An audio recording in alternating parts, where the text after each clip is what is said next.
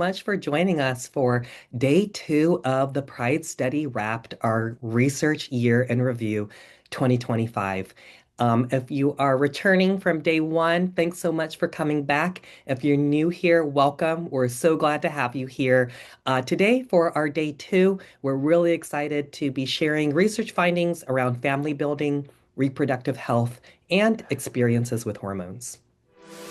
To get us started, just wanted to do some introductions for the team at the Pride Study who is helping to run the webinar. My name is Daniel. I use any pronouns with positive intent, and I'm Program Management Director with the Pride Study. And for a brief visual description, I have light brown skin, brown curly hair, and I'm wearing a green long sleeve shirt with gold and silver sequins. I'll go ahead and pass it to my colleague, Elle. Thanks, Daniel. Sorry, y'all. My name is Elle. I use he, they pronouns. I am a coordinator for the Pride Study. I'm helping with tech support today. Brief description of me. I'm wearing a white t-shirt. I have fair skin, and I have short, ashy blonde hair, or it's very ashy. It probably looks kind of brown. I also have a beard. And I am a coordinator. Oh, I already told you that. But yeah, love being here. Thanks so much, Elle. And huge thanks. Elle is going to be on the back end on the chat. So if you have any questions or need any tech support, please don't hesitate to message the Pride Study in parentheses Elle. Awesome. Well, moving on, I wanted to give a little bit some housekeeping. We are in a Zoom webinar. So attendees, the way that we have it set up is that attendees can only send messages in the chat to the hosts and presenters. So if there's remarks that you want to share, feel free to go ahead and use that chat. But if you have questions at any time during the presentations, we highly encourage that you use the Q&A function. And you can see on the right-hand side of the screen, if you use the Q&A function, that's how you can also ask questions anonymously. There'll be a little dialog box and you could click that button that says send anonymously.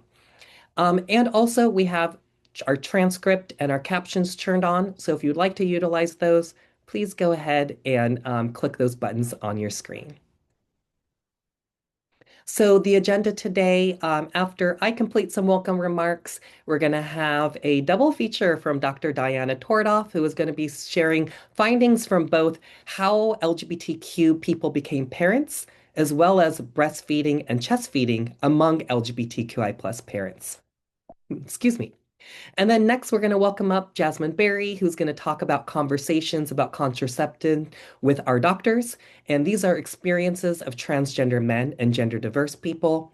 And we'll close out with Dr. Julia Chang, who's going to share more about their study around progesterone use and experience among transgender women and gender diverse adults assigned male at birth. And then make sure to stay towards the end. We'll have some closing remarks to share with everyone as well. All right. This is a reminder that we're on day two of three for the Pride Study Wrapped. So if you're not already registered for day three, which is tomorrow, we're going to be hearing all about eating disorder symptoms within LGBTQI plus communities. Please make sure to register. There's still time. Ella is going to drop in the chat the link that you can register, and you can also scan the QR code to register for tomorrow's day three of the Pride Study Wrapped. Just wanted to give a brief content notice, which is that the studies being presented may include sharing data around experiences of trauma, violence, discrimination, and/or substance use.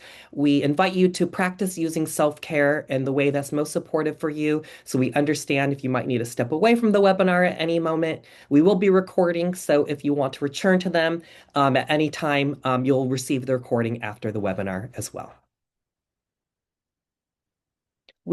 Thanks to the generosity of our presenters, they've all made available their slides as PDFs. Elle has dropped in the chat the link where you can download those slides if you want to follow along as well. And you can also scan this QR code if you want to have access to those slides as well.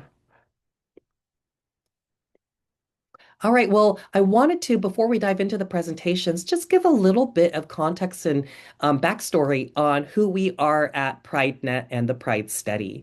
So, PrideNet, our focus is catalyzing LGBTQ health research. And we do that through our national community engagement network, PrideNet, which consists of our community partner consortium, our participant advisory committee, and our ambassadors who really help to infuse community input into all stages of the research process. And this all makes possible ways to connect community members with ways to participate in trusted research. We invite you to learn more about the Pride study, sorry, about PrideNet at the link in the chat that Elle had dropped inside as well. And a little bit of backstory and context around the Pride study. So, we are based out of Stanford University School of Medicine, and we're really proud that we're the first national online long-term health study of LGBTQ health. And when we talk about health, we're thinking about it holistically. It's physical, mental, and social health. And we started our longitudinal data collection in 2017. So we're really excited that this year marks our 10th year of data collection, which is no small feat, especially considering all the obstacles against LGBTQ health research, especially as of late. And none of this would be possible without our participants, folks who are on this webinar, our supporters, our network. So huge thanks to you all.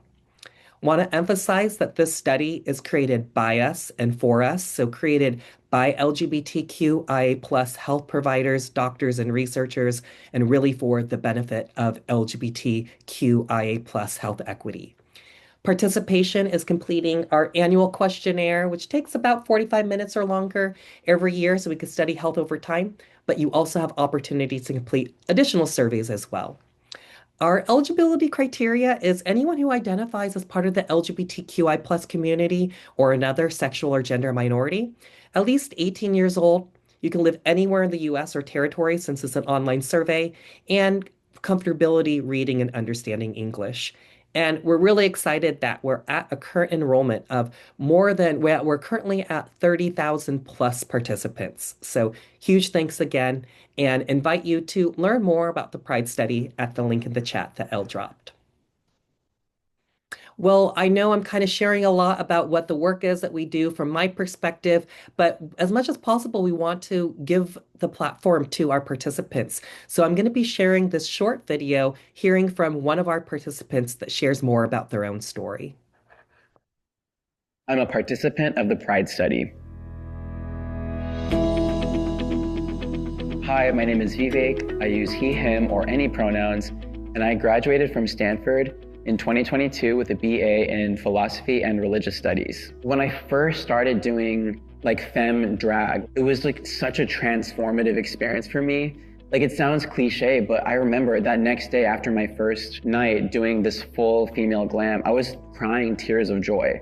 Growing up, I was lucky to be surrounded by a South Asian community, but I didn't really have examples that I could see myself in as a queer person.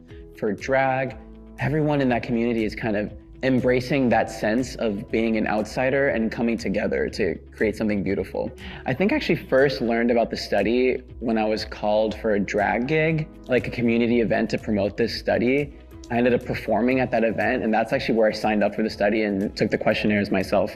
Participating in a study like the Pride study is almost like an act of resistance to say that, hey, we're still here, our issues still matter. It's also easy. There's almost no barrier to access, but the more people who join, who fill out these questionnaires, the more information we have, and the more impact and reach that the study will have as well. And that's why it's so important to join.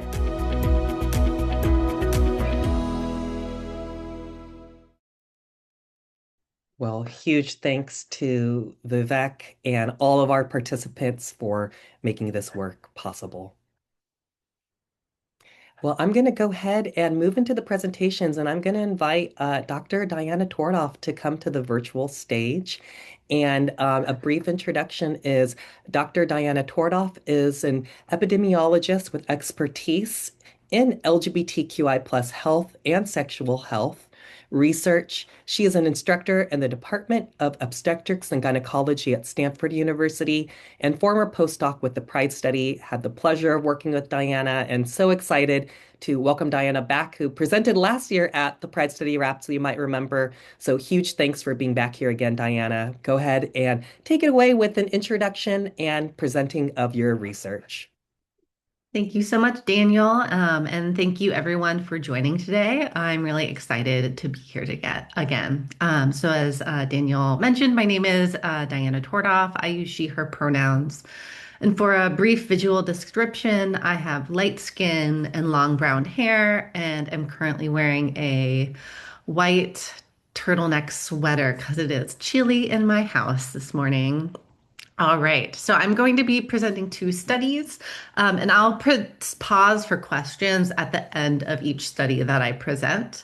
And the first one I want to talk about today is how LGBTQ people became parents.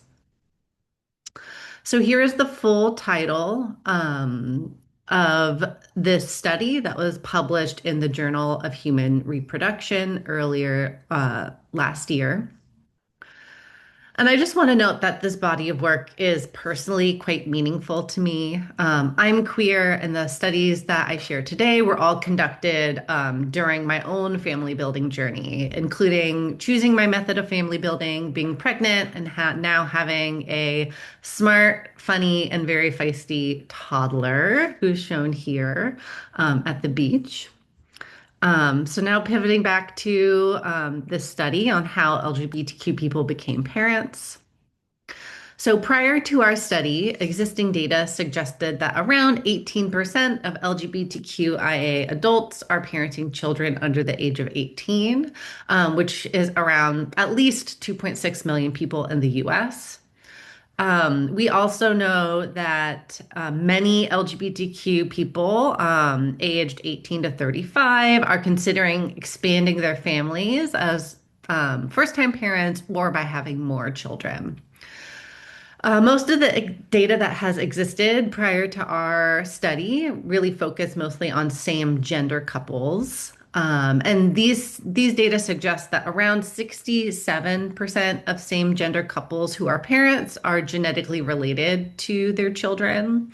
And at the same time, same gender couples are more likely to adopt or be step parents compared to different gender couples in the US. So for our study, we wanted to understand how LGBTQ people build their families. And to do this, we asked over 2,000 Pride Study participants who self-identified as parents how they became a parent to each of their children. And then we looked at patterns overall, as well as differences by gender and age group. So overall, we found that approximately 15% of Pride Study participants are parents. And we also know that there are big differences in parenthood by gender and age. So here we show the percent of Pride Study participants who are parents by gender and age. And we see that trans women and cisgender women are most likely to be parents, with gender diverse folks least likely to report their being parents. We also saw that very few Pride Study participants become parents in their 20s, only 2%, whereas participants who are age 40 and older, we found that around 38% reported being parents. When we looked at how participants said they became parents, we found that a little over half, 56%, used sexual activity. 28% used a method other than pregnancy. So this includes methods like adoption, fostering, and step parenting. And 14% used pregnancy without sexual activity. So using sperm or egg donors, surrogacy, or other forms of medically assisted reproduction. We found that this differed a lot by gender identity. So here on this image, we're stratifying by 6 gender groups that we commonly use in Pride Study analyses. Cisgender men and cisgender women are dark blue and light blue. Gender diverse and non-binary people assigned female at birth or assigned male at birth are dark green and light green. And transgender men and transgender women are dark purple and light purple. So we saw that transgender men were the least likely to have ever carried a pregnancy, and also the least likely to use pregnancy from sexual activity to become parents. Whereas this was most common amongst trans women, with 72% reporting they used sexual activity.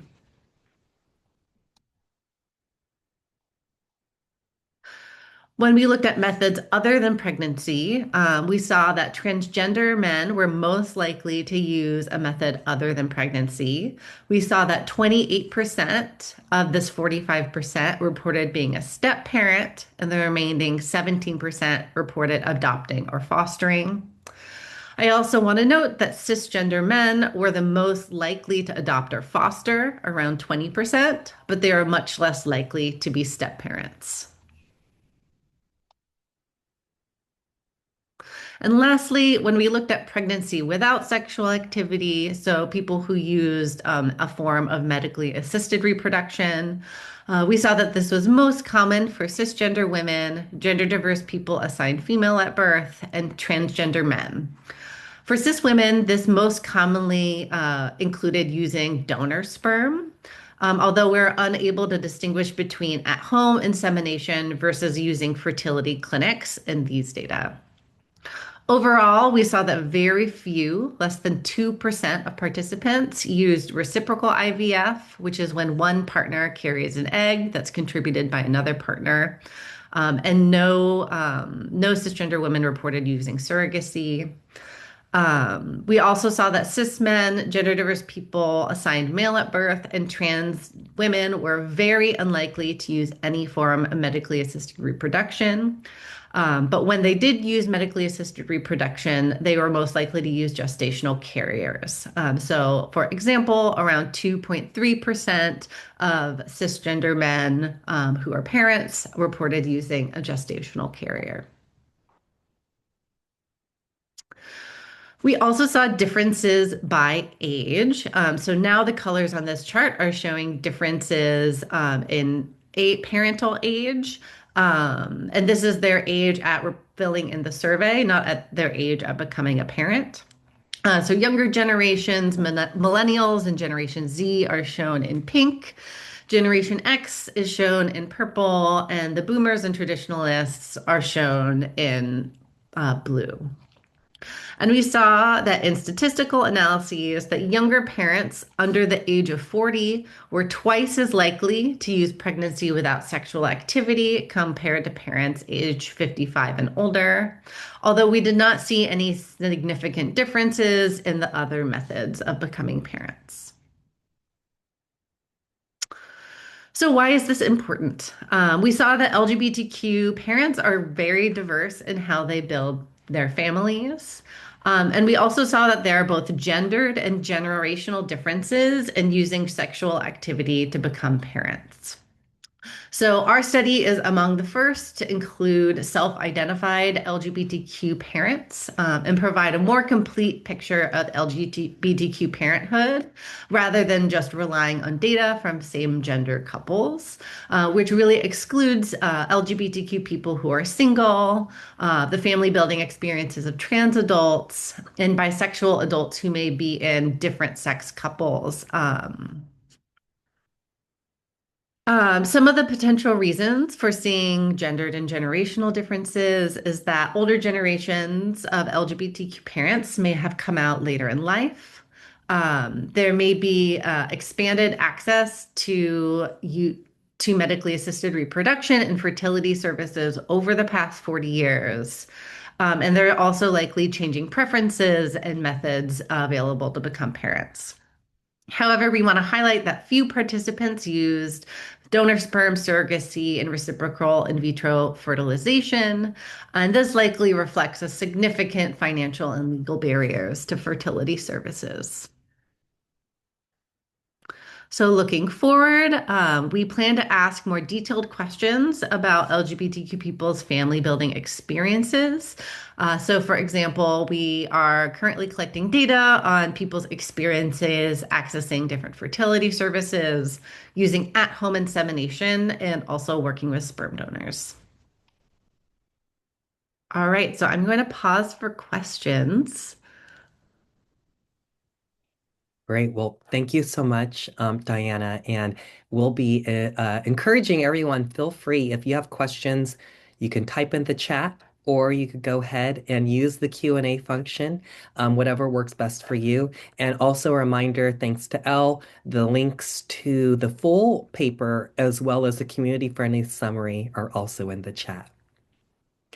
I'll go ahead and uh, uh, start with the first question um, inside of the Q&A, which is, how did your survey and data handle cases of second parent adoption of a child carried by a partner? That's a great question. So we have a very long, and this is included in the full paper that was published. But we have a question when we ask about methods of parenthood that includes, I don't know, over 10 response options. And one of those questions was if you use second parent adoption. Participants were able to select many different options. And so we collectively looked at the combination of what they selected. So if someone selected that they used a sperm donor and second parent adoption, we categorized that person as having used pregnancy without sexual activity. But yeah, it's very detailed. The actual granular data we got is very interesting. And again, it's reported in the main paper. And we do ask about second parent adoption. Yeah, and I really appreciated that and appreciated that there was, the plethora of options and understanding there's many different ways that LGBTQI plus people become parents. Another question is someone is requesting, can you share more or can you say more about the next steps for this research? I think when you were kind of sharing like what's Mhm. coming next, if you can maybe go into a little bit more detail about what you're planning to do or what you're researching now. Yeah, that's a great question. So we are currently collecting data through a new ancillary study, and so I'm not exactly sure when those data will become available. But it's a study that is inclusive of all LGBTQ people, and we added some specific questions that were informed by the present research. Specifically, we have questions around at-home insemination because there's very little data on those experiences of people trying to use at-home insemination. And I think those types of experiences also aren't captured in fertility clinic data. And so we want to better understand how many people have ever used at-home insemination either successfully or prior to seeking out fertility treatment. Um, and there's also additional questions on the donor, how people chose their sperm donor.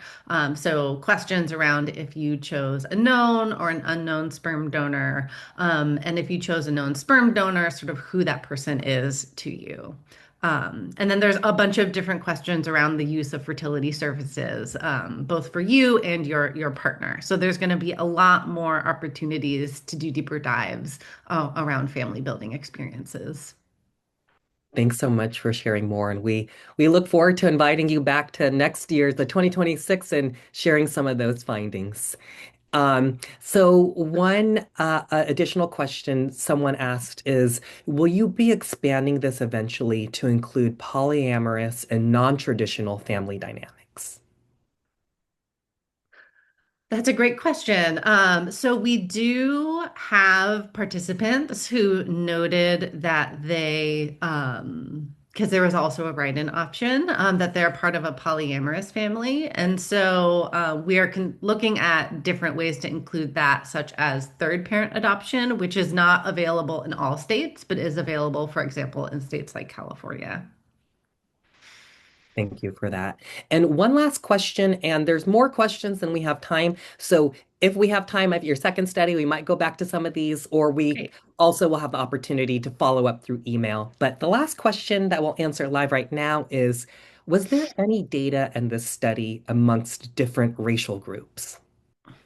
There are. There currently the sample sizes were quite small, and so we were unable to present those differences as being um, because the sample sizes were so small, we're unable to conclude if those are true differences in family building or if it's just because our sample size is too small. But we do have those data, although they are not currently published. Thanks so much. And just wanted to lift up in the chat, there's lots of appreciation for how beautiful and representative your slides are. So thanks so much for your work on that, Diana. I'll go ahead and pass it back to you to go ahead and get started on the second study. Great. Well, thank you for all those wonderful questions. And like Daniel says, I'm happy to circle back to this study at the end of my second presentation as well. All right, so this second study I'm going to share is focused on breastfeeding and chest feeding experiences of LGBTQ parents. Here is the full title of the paper, which was published in the Journal of Human Lactation this fall. So this is a very recent publication. So overall, there's very little information about the lactation experiences of LGBTQ parents. So for LGBTQ women, there's one study that showed that there's lower rates of breastfeeding initiation and continuation among LGBTQ cisgender women compared to heterosexual women. And these disparities occur in the context of broader perinatal inequities, such as higher rates of postpartum hemorrhage, severe maternal morbidity, and postpartum depression. In addition, there are a number of case studies of lactation induction amongst transgender women. And so, lactation induction is the procedure of stimulating human milk production in the absence of pregnancy. And there's several different protocols for making this happen. And there have been at least 8 case studies published on achieving this successfully amongst transgender women. Additionally, there are some other studies showing that there is interest from trans women who are parents or planning to become parents in lactation induction.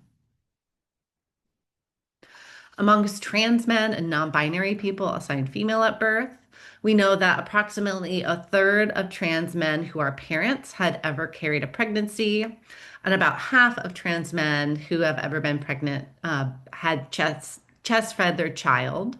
However, prior qualitative research really has focused on unique barriers to chest feeding amongst trans men and non-binary people. And these include chest dysphoria during pregnancy and lactation, inability to bind their chest due to mastitis risk or cut discomfort, effects of prior gender affirming mastectomy. And I do want to say that for some people, it is still possible to chest feed after mastectomy, but it's not possible for all people. Testosterone use can suppress milk supply.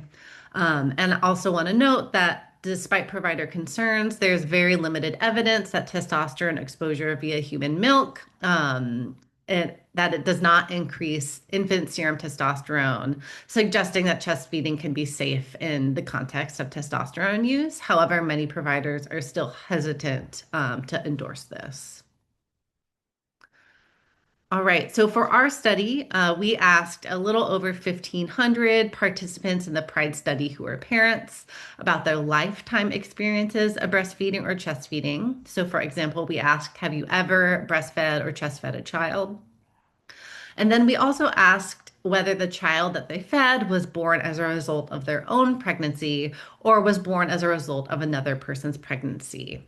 This is really to sort of get at the idea of lactation induction or co-nursing.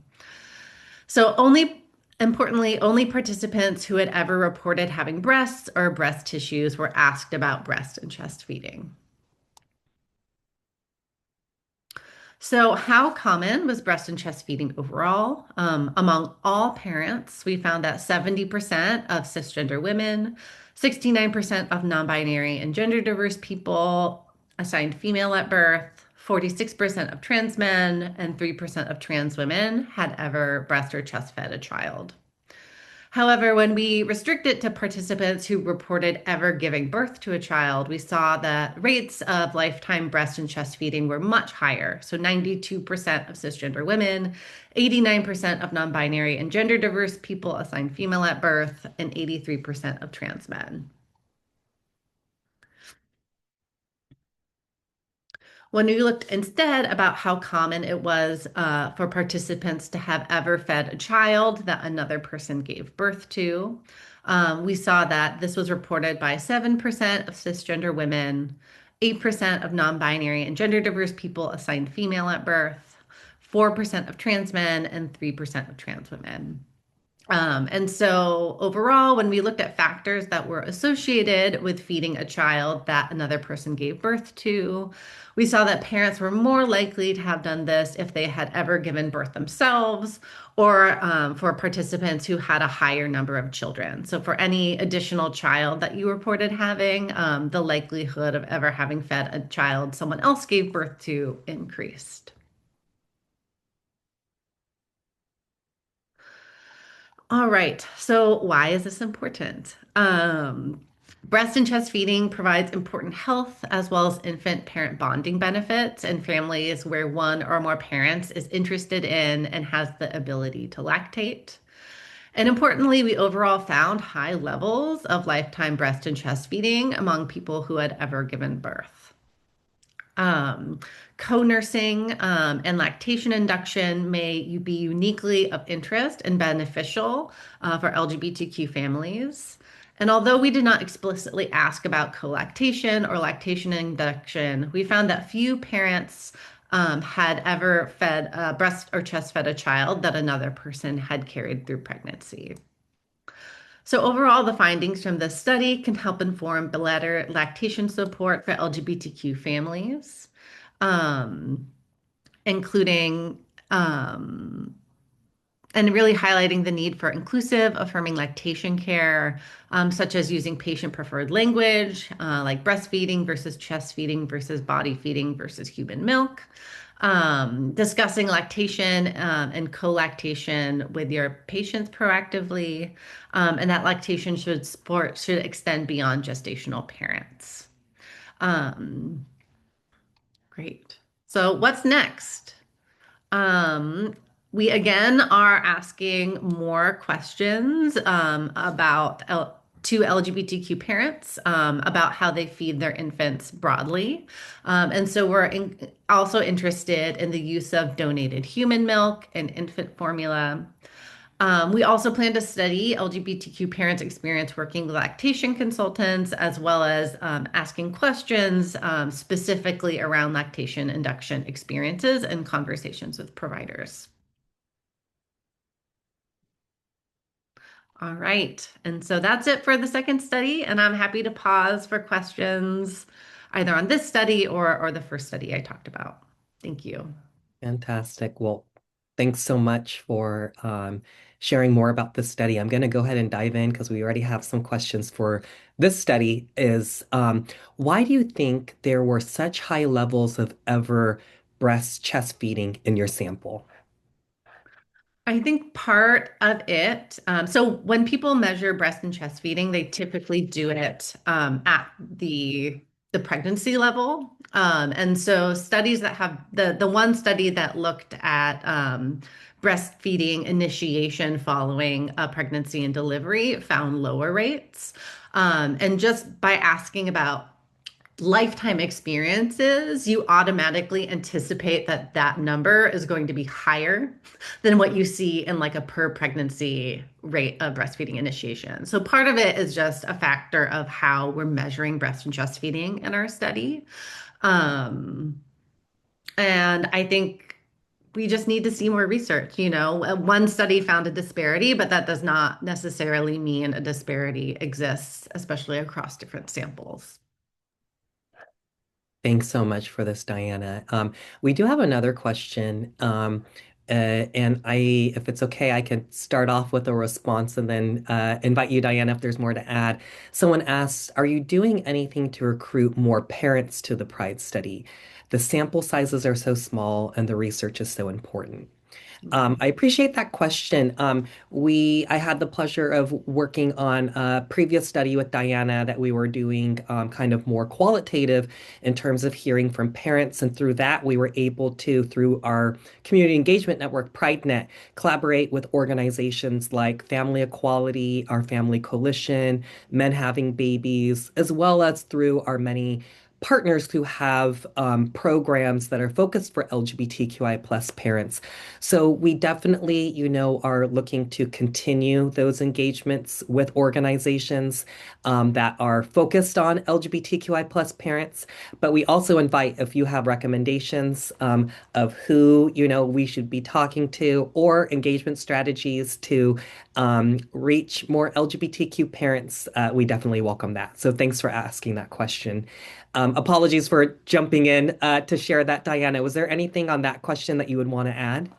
No, that was very helpful, Daniel. I just want to add that results from that qualitative research are going to hopefully be published this year. And those were focus groups that we conducted with cisgender men, transgender women, and non-binary people assigned male at birth who either were parents or were on the pathway to become parents. And we really it's a deep dive into the experiences of people and their family building journeys. And so, yeah, we're hopefully going to have those papers out this year.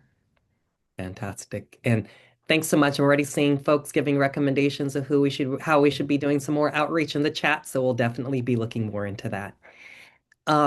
If it's okay, Diana, I'm gonna rewind a bit and go to your first study about how LGBTQI plus people became parents.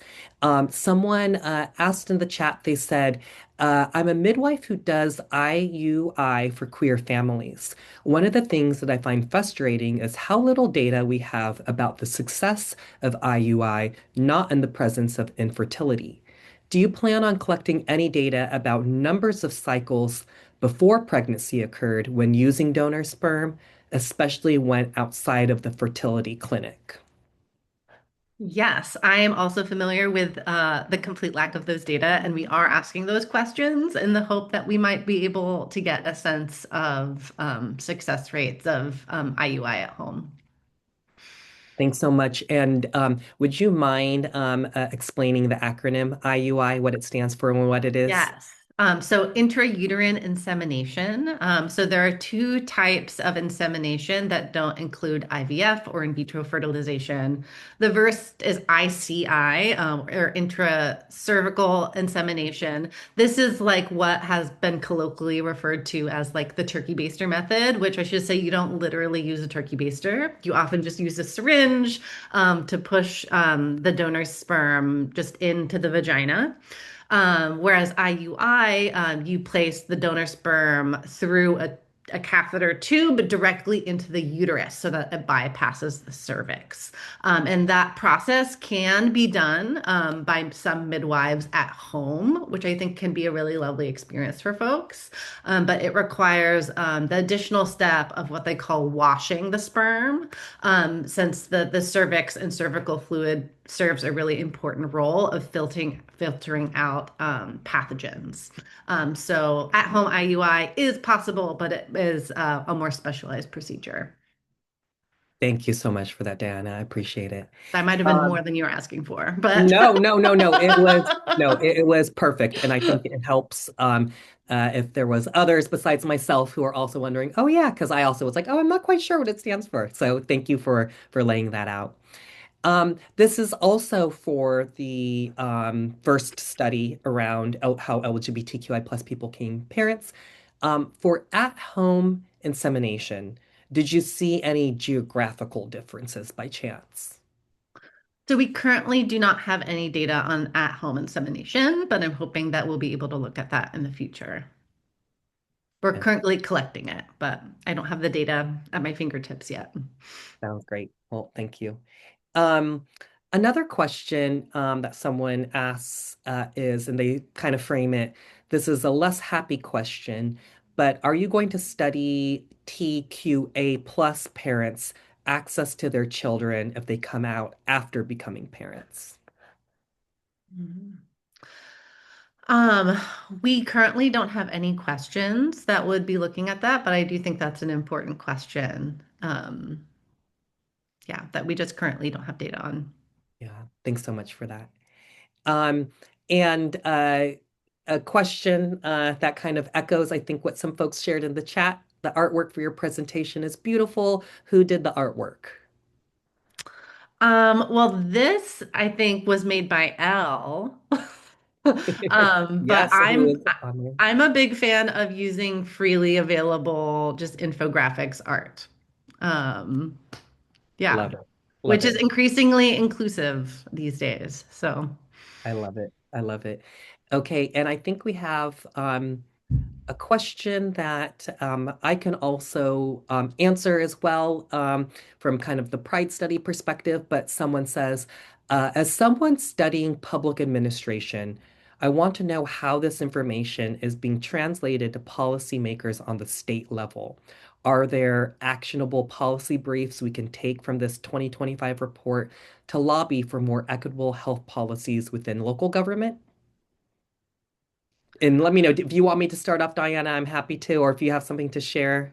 please go ahead. Yeah, this is Yeah. personally an area that is not my strength, but I'm interested in getting better at as a researcher. So Daniel, you can Yeah. go ahead. Thanks so much for the opportunity to address this. And thank you for raising this question. This is something that's very much a priority for the Pride study and moving forward. It's an area that we want to strategically move in a more, I think, proactive direction. We've had our research inform policy briefs. So, most recent example is Movement Advancement Project.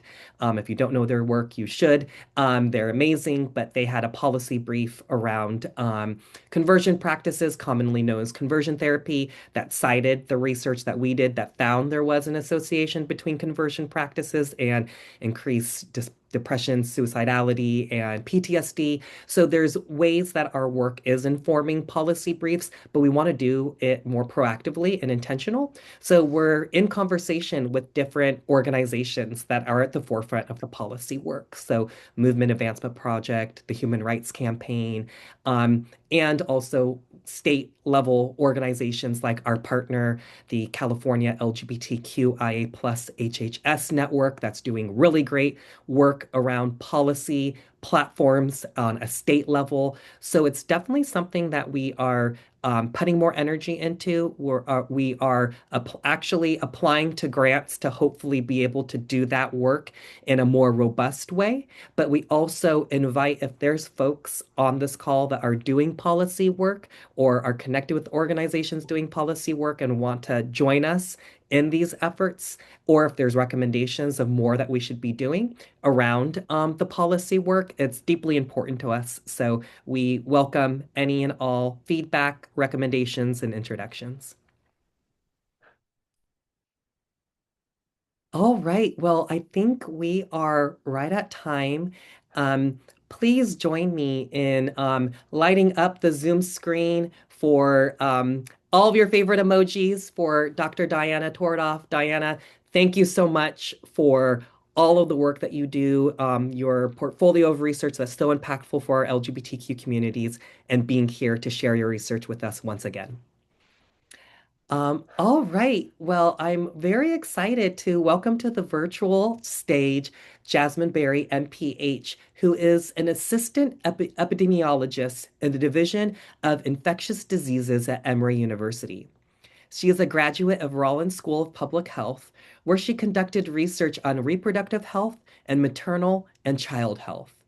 Her current research focuses on HIV and long COVID among vulnerable populations. Please join me in giving a warm welcome to Jasmine Berry, and we invite you, Jasmine, to go ahead and give us an introduction and visual description and move into the slides. Thank you so much. Hi, everybody. My name is Jasmine Beery. My pronouns are she, her, hers.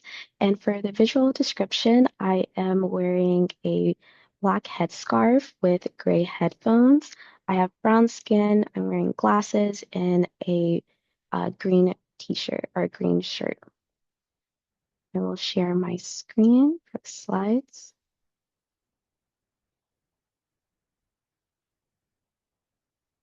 Okay. So I will be presenting my research on conversations about contraception with our doctors, experiences of transgender men and gender diverse people in the US. So what did we do? In a survey in 2019, we asked 1,694 transgender men and gender diverse people assigned female or intersex at birth to answer questions about conversations they had with healthcare providers about contraception and current use of any contraception. Some of the questions that we asked were current use of birth control methods for any reason, history of discussing birth control methods with a provider, including who initiated the conversation, timing and comfort with contraceptive-related conversations with providers, and barriers to accessing contraception, including costs, time and travel required, and finding affirming providers. So why did we do this research? Research tells us that contraceptive counseling helps people use contraception and achieve their reproductive goals. However, almost no research has looked at communication about contraception with TMGD people. So we wanted to understand whether TMGD people were speaking to their doctors about contraception, when and how those conversations were happening, and whether people felt comfortable asking their questions. We also wanted to understand whether having a conversation with a doctor was related to whether TMGD people were currently using contraception. So this graph shows the percentages of participants who are currently using a method of contraception for any reason. So overall, 48% of participants were currently using a method of contraception for any reason, while 52% were not.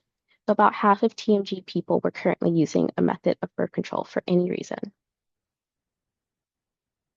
This graph shows the types of conversations that participants were having with their provider about contraception. 13% of participants were having both a provider and patient-initiated conversation. 21% were having only a patient-initiated conversation. 23% of participants were having only a provider-initiated conversation, and 36% were having no conversations. So overall, most participants had ever had a conversation with their provider about contraception. This graph shows the current use of contraception by type of conversation with a healthcare provider. So 78% of participants who had only a patient-initiated conversation were currently using contraception. 77% of participants who had both a patient and provider-initiated conversation were using contraception. 42% who had only a provider-initiated conversation were using contraception, and only 26% were of participants who had no conversations were using contraception. So overall, people who reported a self-initiating conversation with their provider were much more likely to currently use a method compared to people who did not. So this graph shows the current method of contraception for any reason. 17% of participants were using a barrier method. 17% were using a long-acting reversible contraception. 7% were using a combined hormonal contraception. 7% were using a permanent contraception, and 16% were using other methods. So overall, the most common methods were the barrier method and the long-acting reversible contraception. So this graph shows the most common reasons for currently using contraception. 70% of participants who are currently using contraception were using it to prevent pregnancy. 55% were using it to avoid period symptoms. 45% were using it to stop their period, and 36% were using it to avoid getting STIs. And this graph shows the most common barriers to using contraception. 44% of participants reported difficulty finding affirming healthcare providers. 32% reported the cost of contraception as a barrier, and 30% reported the cost of healthcare visits as a barrier. So this slide shows the percentages of comfort with participants asking their provider questions about contraception. 29% of respondents felt very comfortable asking their provider questions about contraception. 34% felt somewhat comfortable. 14% felt a little comfortable. 10% felt not at all comfortable, and 13% did not have any questions. So overall, about half of TMGD respondents felt very or somewhat comfortable asking all their questions. However, about 1 in 4 participants felt only a little or not at all comfortable asking their questions.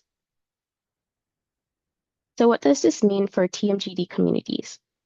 About half of TMGD respondents were using any method of contraception. And while most respondents had discussed contraception with their provider, only 1 in 4 felt a little or not at all comfortable asking contraception questions.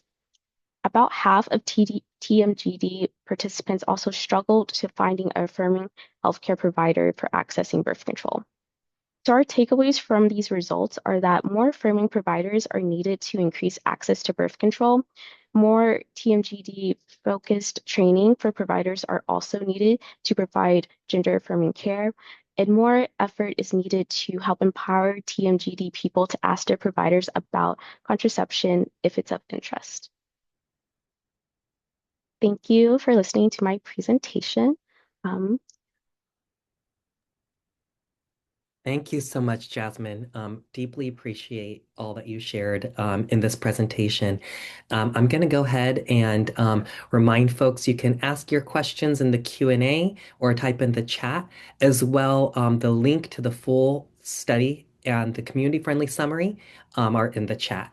I'm going to go ahead and start with the first question, and feel free to let us know, Jasmine, this might put you on the spot a little bit. If it's not data that you know, don't worry, we can always, do some research and get back to participants. But someone asks, how does the percent of usage of contraception by TMGD, so trans men and gender diverse people, compare to use of contraception by quote unquote general population or cisgender women?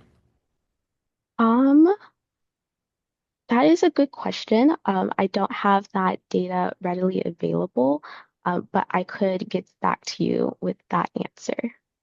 Yeah, thanks so much. Appreciate that. And we can definitely follow up with folks for questions that weren't able to be answered, as well as some follow-ups. So thanks so much. All right. Well, another question that we have in the chat is there's a lot of people expressing their thanks and gratitude for the presentation. Did the study ask participants about willingness or desire to use contraception? Yes, I believe there was a question about willingness and desire to use a contraception. We didn't include that in the study. This was only among people that were actively using contraception, currently. Great. And this is a kind of multi-part question, so I'll continue with I'm going to break it into, kind of small pieces. So, um, do you recall if the study asked about different type of providers, such as primary care providers versus OBGYNs or other specialists when it comes to comfort about asking about contraception? I believe in the survey question, it was phrased just generally a provider. I don't believe there is like a specific question about what type of provider you were having conversations with. Thank you for that. And I think these questions are raising really, important pieces. And Jasmine and the team also that was leading this study that we collaborate quite closely with, IBIS Reproductive Health, does quite a prolific body of research in these areas. So probably definitely stay tuned. There's going to be, more research coming out and even more that will be covered. And we'll make sure to share all of these questions back with all of the teams because I think it's raising really important areas of inquiry and further inquiry. And the last part of this question was, in this particular study, was there any, kind of looking at differences in experiences between different racial and ethnic groups? So unfortunately, the study was predominantly people who identified as white. I think that was around 87% of participants identified as white. So we didn't have a large amount of participants from other races to stratify the results by, but I do think that is an important aspect to look into further. Fantastic. And there's some praise for you again, that really deep appreciation for your answers and that they're really excited to read your publication. So just want to make sure that you received your flowers and felt the love. There's lots of appreciation for this presentation and the work that you're doing. I appreciate you all listening to me. Thank you. Well, thanks so much, Jasmine. Please join me in selecting your favorite emoji to show some love to Jasmine. We'll throw some glitter, snaps, and claps. Thank you so much. We really appreciate it. All right. Well, I am going to go ahead and invite to the virtual stage Dr. Julia Chang. So, Dr. Julia Chang is a board certified endocrinologist and a clinical assistant professor at Stanford Medicine in the Division of Endocrinology and, by courtesy, the Department of Neurosurgery. She specializes in gender affirming hormone care and transgender and gender diverse adults, as well as in pituitary disorders. In her roles as Associate Program Director for the Stanford Endocrinology Fellowship Program and member of the Transgender Medicine Special Interest Group for the Endocrine Society, she is active in teaching, research, and quality improvement initiatives in transgender care and is committed to the education of the next generation of endocrinologists and hormone providers. Thank you so much, Dr. Chang, for being here. I'm going to go ahead and invite you to introduce yourself with a visual description and move to the presentation.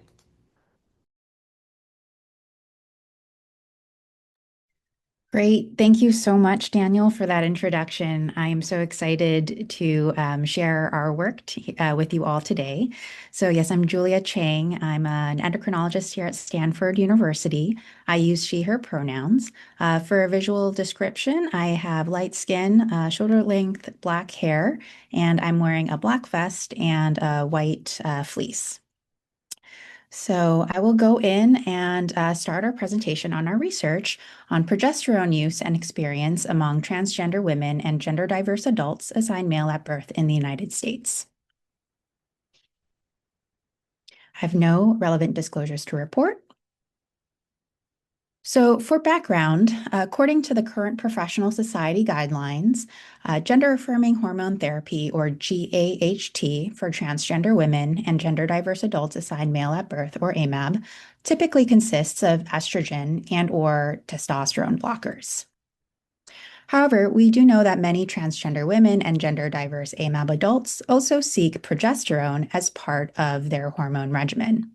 For the purpose of today's presentation, today we'll use the term progesterone as a general term to include all of the different types of progesterone. We also know, unfortunately, that there are very few research studies that have looked at progesterone as part of gender-affirming hormone therapy regimens in the transgender AMAB community, which motivated us to do our current study. So what we wanted to learn was to understand better how transgender AMAB adults use progesterone as part of their hormone regimen. Some of the specific questions that we wanted to ask were: 1, what were the reasons for starting progesterone? 2, what physical and emotional effects did users get from progesterone? 3, are users satisfied with progesterone as part of their hormone regimen? And 4, what side effects or complications can occur from progesterone? So we designed the study by collaborating with the PRIDE study, which, as you know, is an online longitudinal national cohort study of LGBTQI identifying adults over the ages of 18 in the United States. This was administered as a one-time survey to the PRIDE study community, and we worked with the PRIDE study participant and research advisory committees to review our survey and provide feedback on all their survey questions.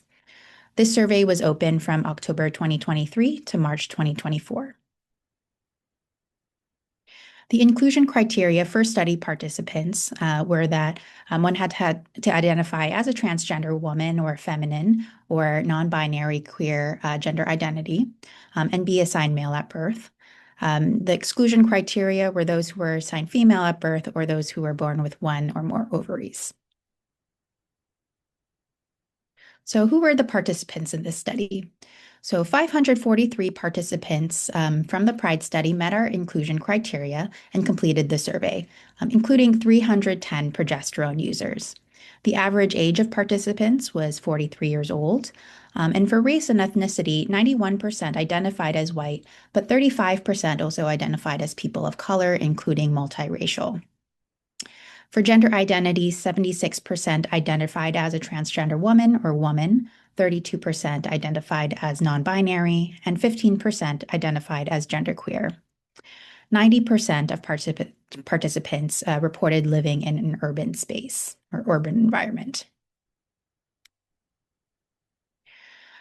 So when we break down the participants and ask them about their use of progesterone, we see that out of those 543 participants, 45% were currently or actively using progesterone, and 12% had formerly used progesterone. And that gives us the total 310 participants for progesterone users that we will be focusing on for our results today.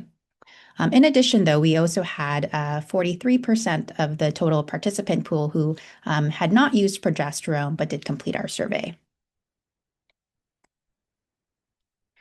So out of our progesterone users, when we asked them about the different types of progesterone that they used, we see that 58% reported using oral micronized progesterone.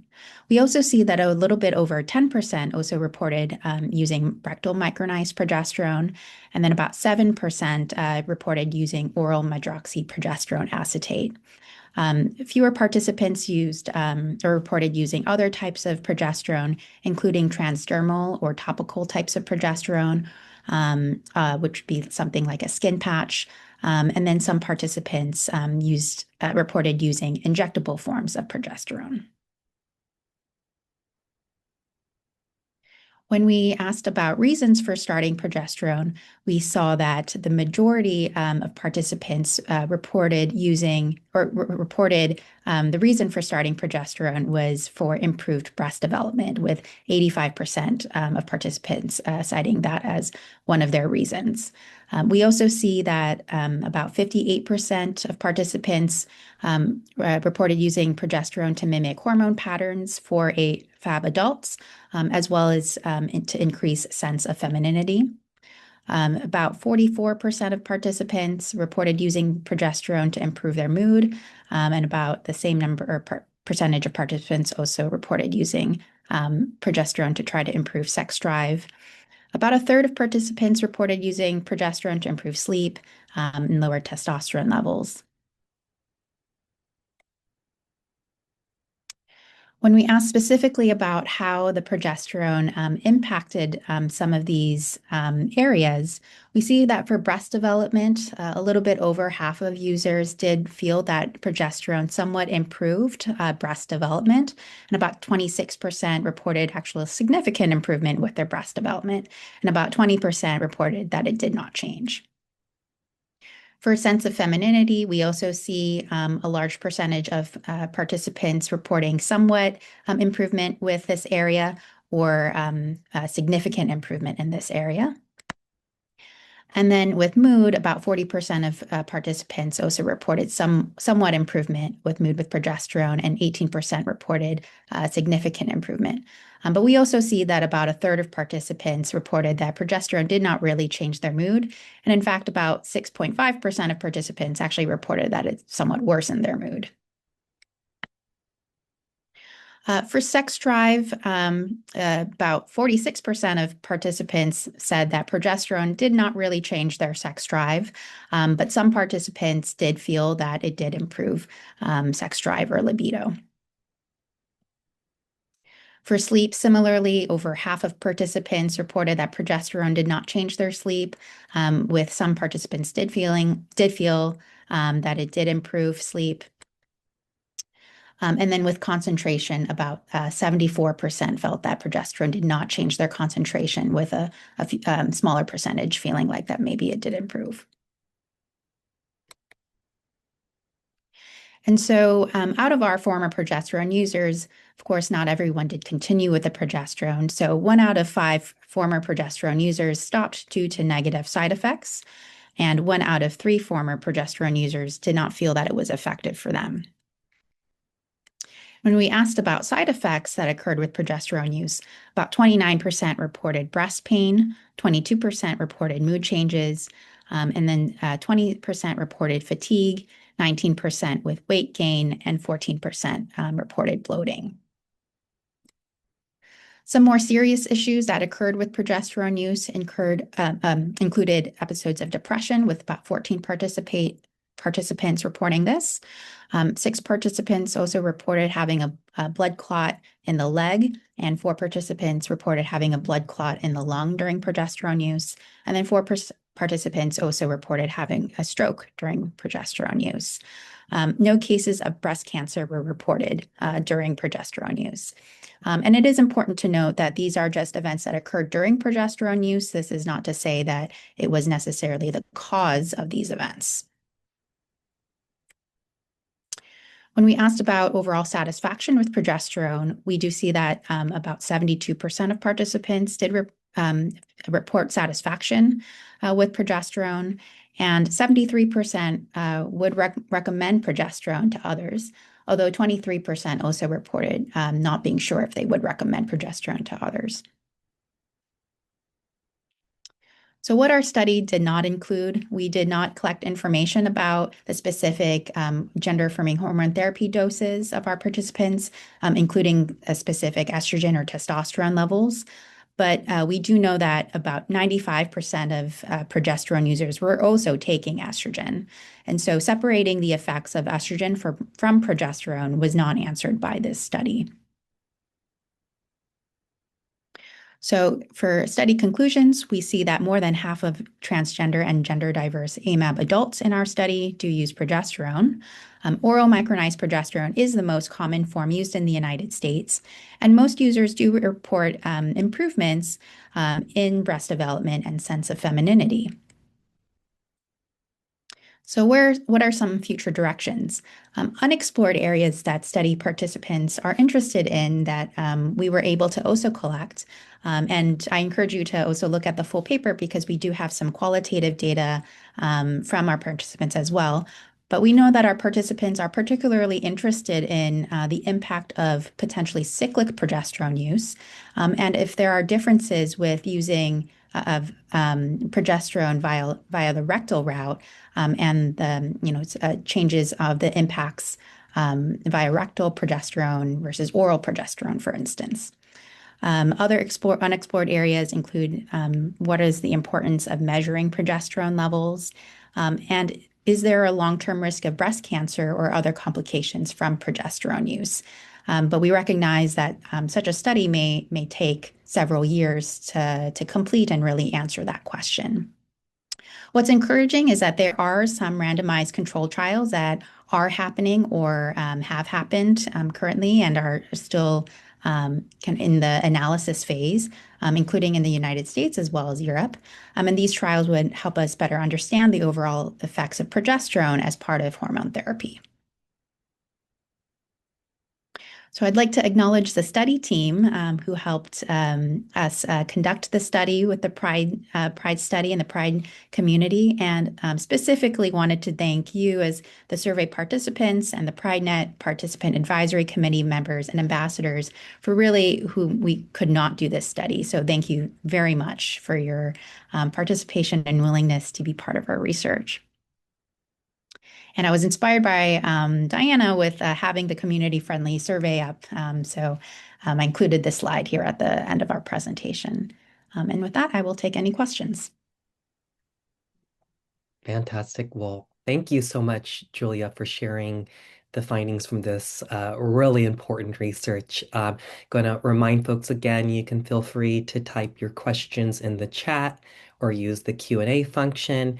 And also remind you that the link to the full study, like Julia mentioned, the full manuscript that has really rich qualitative components as well as all the other really important work, those are all available as well as the community-friendly summary in the chat. I'm going to go ahead and start with a question on my end. So as you were doing this study, all the way from, kind of developing the concept through the data collection to now, kind of the results. Was there anything that kind of stood out to you that either surprised you or was maybe something that you weren't thinking, or was there a moment that kind of stood out to you through that process? Um, Yeah, I mean, I think, the reason why this study was kind of born, was because of or just my experience with taking care of, the transgender community in the clinic, because progesterone is so commonly asked about and yet sometimes so little talked about in the professional society guidelines or, that we have the data. And so, what I was really struck by is how many conversations I was having about progesterone in the clinic, and yet there's so little to be said in terms of the research or that was out there that I could really share with my patients. And so even just something like this, like a survey, just to ask kind of more formally about what is your experience with progesterone. I mean, we see a lot of chatter and conversation online and on forums about progesterone. And it was just, I felt like it was important for, not only me as a provider, but for the community to try to really collect all of these experiences and shared experiences together. So I think that was kind of my initial maybe surprise or inspiration as we were making the survey or doing the study. But, as we were collecting all of the data, I think getting not only the data for the questions that we specifically asked, but also just like some of the free text comments and the qualitative survey comments that we had. And, that really, I think, would inspire potentially the next round of studies about progesterone use. That's fantastic. Well, thank you so much for sharing more of that backstory. I think I think further speaks to the gratitude that I know I have and many we've heard from our community, our participants on you doing this study and addressing that gap in, research that looks specifically at this experience. I'm going to go ahead and move into our next question, audience questions. But at the same time, my colleague Elle is going to go ahead and launch. We have brief polls for you all to complete, kind of end of webinar polls, just to hear about your experience. So as you have the time, please, would it be a prize study event if there wasn't some type of data collection? So this just helps us to better understand how we can improve, what the impact of these webinars are, if we should continue, et cetera. Okay, so the next question that we have is, had you explored the progesterone dosing used or participants' experience with either under or overdosing? Oh, that's a great question. And yeah, unfortunately, we didn't collect, specific information about what the dose was of their progesterone, because this was kind of just like a more general survey about what their experience was with progesterone overall. And we felt like as we were designing the survey that it would be a little bit hard to try to correlate some of those, specific doses with specific effects and at what point of time. But we do know that, or I know that with the kind of more prospective trials that are coming out or that are currently being done, that there's a few different doses that are being explored for the progesterone. And so that will be really exciting to see, if there are differences in effects with a certain progesterone dose and or certain progesterone route. Fantastic. Thanks so much for that response. So someone has another question, which is related to the forum discussions on progesterone. Did you notice anything that stood out to you regarding mode of administration and satisfaction with breast development? That's a great question. And so I think, we see from the survey that most participants used oral micronized progesterone, but rectal micronized progesterone was the second most common. And that was, in about 10% of our participants. And that does correlate, I think, with maybe what we see sometimes online or just some of the questions that people will kind of pose online. And when we broke down, though, the routes of administration versus maybe impacts of progesterone use, on things like breast development and sense of femininity, we didn't actually see that there was, this particular association with one or the other with the respective type of route. But we do see some differences in terms of rates of side effects with oral micronized progesterone versus rectal micronized progesterone. Again, not necessarily statistically significant, but we did see some higher rates of, breast pain. Question of whether that's a side effect or maybe even a desired effect. That's hard to specifically answer. And potentially maybe some higher rates of GI side effects too, like abdominal pain or changes with bowel movements, which may not be too unsurprising with the rectal administration. But again, they were not felt to be statistically significant overall between the two different routes. Thank you so much for sharing that. And there's some praise in the chat that these findings are so important and excitement for them to be shared broadly. Another question is there any information on cancer risk? That's a great question. Again, we have very little data for our transgender community in general about breast cancer risk with progesterone specifically.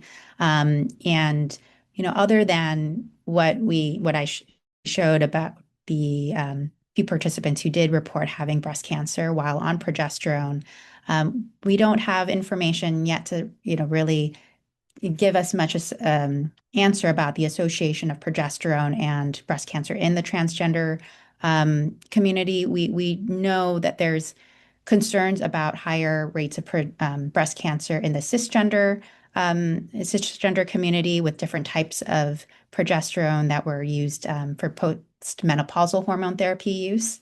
But whether that can be accurately extrapolated to our community or the transgender community is not clear. And so we don't have any, right now, good specific information or data about breast cancer risk with progesterone, but hopefully soon, with larger studies, longer term follow-up, we may be able to answer that question. Thanks so much. I'm going to dive to the next question is, were you able to include participants who were on blockers and then included progesterone as part of their initial HRT regimen? That's a good question. So I think what maybe that question is getting at is maybe even prior to estrogen use. So I will say that, again, the vast majority of our participants were also on testosterone blockers. And the majority of participants also started their progesterone after having been on estrogen first. And so over half of our participants were on estrogen for at least a year, and about 25 participants were on progesterone for at least 6 months. So a fewer number of participants who were just on testosterone blockers without estrogen. And I don't have specific data about like what the impact of that kind of route would be if or starting that kind of specific regimen order would be. But it's certainly a minority of participants. Thanks so much. So another question is, some participant is asking, is there a specific reason that the study focused on only assigned male at birth, trans women, and non-binary folks? I noticed other studies included intersex folks who may have been assigned a different assigned gender at birth, but for this study, it seemed only assigned male at birth, trans women, or non-binary folks were selected. Some trans women are assigned female at birth or assigned an X or a gender marker that isn't M/F upon their birth. So I'm wondering about these people's experiences too, and curious if there is specific value to only including assigned male at birth people. Yeah, that's a great question, and I thank you for raising that question. We did collect information about intersex gender identity, and they were included in our study for our participants. I think one reason why we use the assigned female or assigned male at birth as part of the inclusion criteria was kind of specifically to to ask the use of progesterone, in this community for versus maybe using progesterone for, menstrual suppression in the AFAB community. And those are two different types of studies. But I certainly recognize that there can be it can be uh, um, difficulties with how sex can be assigned at birth, especially in many of our participants, where sometimes it's not clear in the beginning, or as our participants are going through these research studies. But we did try to be as inclusive as possible, but also try to answer some of our questions, research questions, as accurately as possible as well. But we do try to include as many participants as possible, and try to capture all identities. Fantastic. Well, Julia, thank you so much for being here today to present this impactful research. I'm going to invite everyone to join me in a round of applause, throwing glitter, snaps, and lighting up the screen with all the emojis. Thank you so much for being here and sharing this. There's lots of appreciation that's being shared, so it means a lot to us. Thank you very much.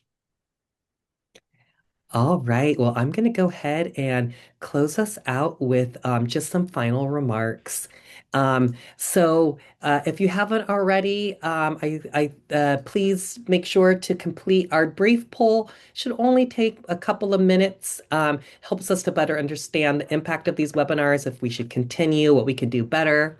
Also going to remind you that we have our last day of Pride Study Wrap tomorrow, all about eating disorder symptoms, and a very prolific portfolio of work that has been published by the Pride Study in this area.